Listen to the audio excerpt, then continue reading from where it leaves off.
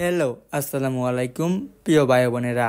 আজকে এই ভিডিওর মধ্যে আমি আপনাদেরকে জানাবো মুরগির ডিম কি করে 15 থেকে 20 দিন পর্যন্ত অনায়াসে সংরক্ষণ করা যায় বাচ্চা ফোটানোর জন্য।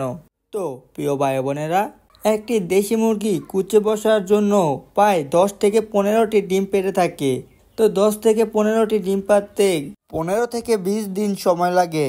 আর এই 15 থেকে 20 দিন আপনারা যদি খোলা স্থানে এই ডিমগুলোকে রেখে দেন তাহলে নষ্ট হয়ে যাওয়ার সম্ভাবনা অনেক বেশি থাকে। বিশেষ করে এই গরমে ডিম নষ্ট হয়ে যাওয়ার সম্ভাবনা অনেক বেশি। তো ডিম সংরক্ষণ করার 2 থেকে 3টি পদ্ধতি রয়েছে।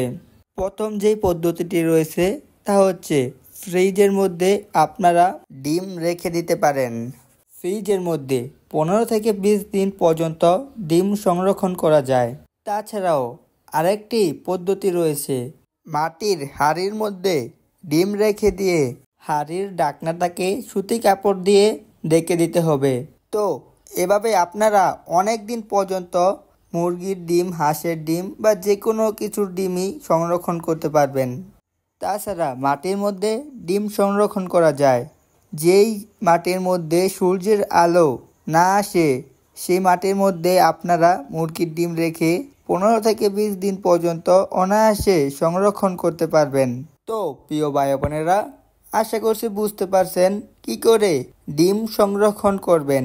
তো এই ভিডিওটি যদি আপনাদের কাছে ভালো লেগে থাকে অবশ্যই চ্যানেলটিকে সাবস্ক্রাইব করবেন এবং পরবর্তী ভিডিও কি বিষয় নিয়ে তৈরি করব অবশ্যই কমেন্ট করে জানাবেন। তো আজকের জন্য বিদায়। আসসালামু আলাইকুম।